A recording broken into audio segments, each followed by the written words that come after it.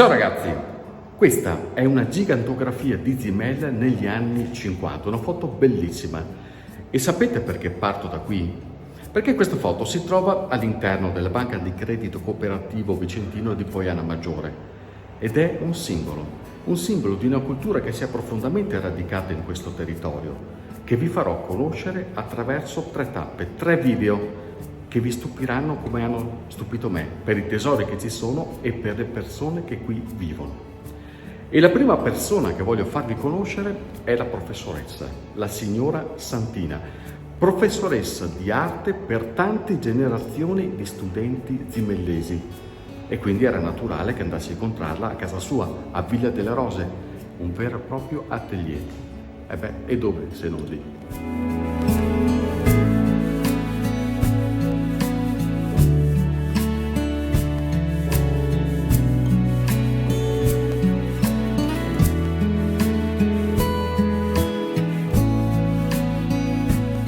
Cos'è stata questa villa per il paese?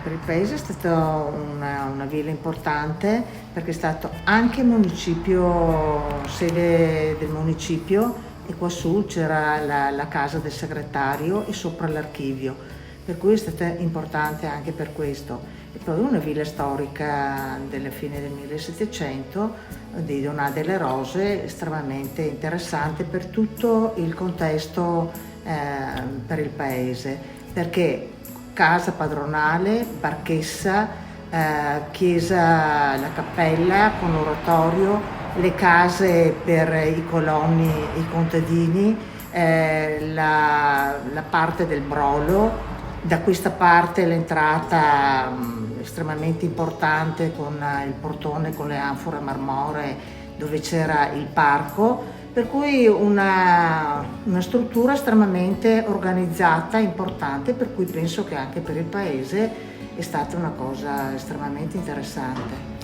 Però questa è anche casa sua.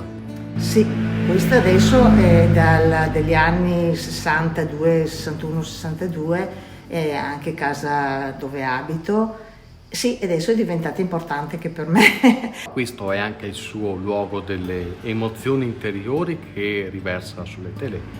Sì, e questo è anche il luogo dove dipingo, perché mi piace tanto dipingere. Effettivamente è una forma espressiva di me stessa, ecco, con molte libertà, perché faccio l'astratto, magari anche materico e non solo, e mi sento molto libera nell'esprimere tutte le mie emozioni, i miei stati d'animo, e questo mi aiuta tantissimo anche nella vita, perché magari quando finisco un quadro vedo che tipo di stato d'animo sono e vuol dire guarda come sono ancora arrabbiata, oppure guarda ancora che tensioni che ci sono, oppure queste strutture ancora legate che non sono ancora così libera come vorrei, e le percepisco queste.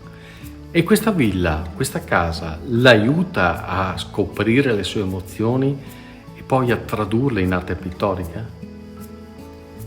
Ma non ci ho mai pensato, per la verità, di questo, però penso di sì perché il cortile è bello grande, per cui hai anche qui il senso proprio dello spazio, del respiro. Ecco, forse sto proprio cercando, e in questa villa ho questo senso del grande respiro. Sì, probabilmente sì. Una storia bellissima, di passione, di poesia, di arte, di cultura e di magia, posso dirlo? Grazie a te invece. Ed è una magia che continua, cara Santina, perché qui adesso, se andiamo via da una villa, non è che andiamo via con una macchina come i comuni mortali, no, guardate qua. Noi andiamo via con Andrea, vedete? E adesso insieme a lui andiamo a scoprire a passo di cavallo le bellezze di Zimella, quelle silenziose. Intanto però gustatevi questo servizio, un'altra bellezza storica di Zimella, il mulino Bertolaso. Siamo pronti? Prontissimi. Andiamo piano perché sennò che l'Ippo Velox. Stiamo attenti.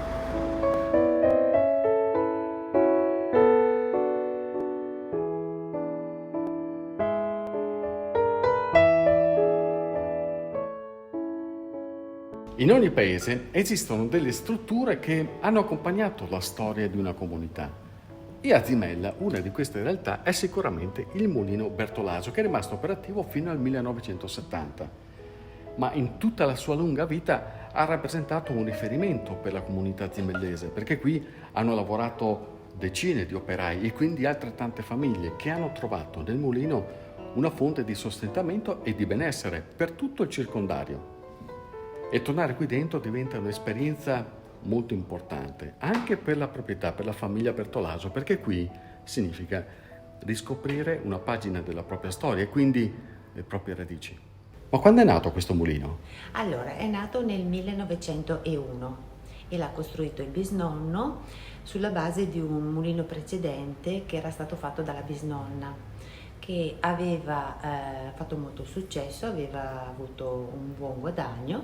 Allora il nonno costruì 2 turbine da 60 cavalli che non davano la massima potenzialità, allora ha aggiunto un motore e così ha cominciato a macinare la farina, solo farina bianca. Non mi chieda il perché non lo so. Farina bianca di tipo 0, 00, 1, 2 e semolino. E così hanno cominciato a fare questo mulino che è diventato un punto di riferimento per il territorio. Quante persone lavoravano qui? Penso una trentina di persone e molto di più poi con l'indotto. E il mulino ha cominciato a prendere piede e da qui si cominciò a macinare molta farina. E di fronte una bellissima segheria che è diventata macina dello zolfo, perché poi il nonno comprò una miniera a Recoaro di zolfo e si macinò lo zolfo nella segheria di fronte. Per cui Zimella con il fiume, il mulino, la segheria e di conseguenza dopo la segheria anche l'azienda che veniva alimentata con l'energia della segheria divenne un paese di riferimento, un paesino di riferimento che poi con l'industria dell'imbottigliamento, delle tappatrici e tutto quanto è diventata conosciuta in tutto il mondo, diciamo così. Che cosa vuol dire per lei entrare qui dentro? Allora, una sensazione molto strana, una sensazione che evoca dei sentimenti molto profondi, perché l'appartenenza proprio a una famiglia antica, ha delle radici, e quindi ogni volta che uno entra qua dentro sente proprio l'evocazione dell'appartenenza alla famiglia dei Bertolaso. E a questa terra? E a questa terra sicuramente, alla terra di Zimella, conosciuta dappertutto. Zimella, Verona, Italia.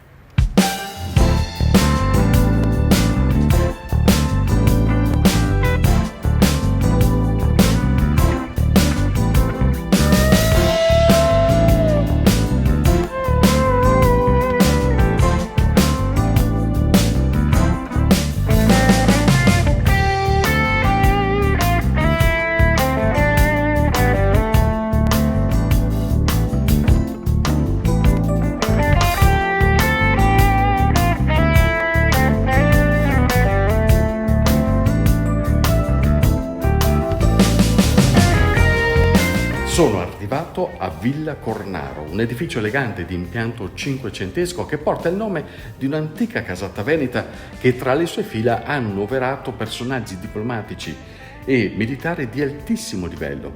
Ma se andate sul sito di Villa Cornaro e leggete la storia vi renderete conto di che cosa è stata questa villa.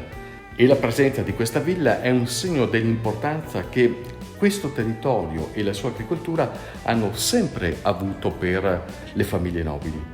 Dopo i Cornaro arrivarono i Grimani, poi i Morosini e poi nel corso del tempo si sono avvicendate diverse istituzioni venete nella proprietà e nella gestione di questa villa, fino al 2002, quando una società di costruzioni qui di Santo Stefano di Zimella decise di rilevarla e di restituirle l'antico splendore.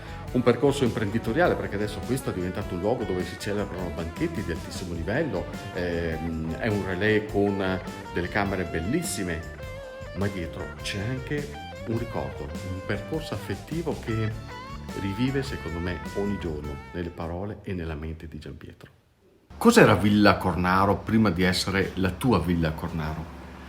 Villa Cornaro è un manufatto storico gestito come azienda agricola, successivamente è diventato officina meccanica. In questa officina meccanica di Villa Cornaro al piano terra altro non c'era che tutta la ricambistica di trattori.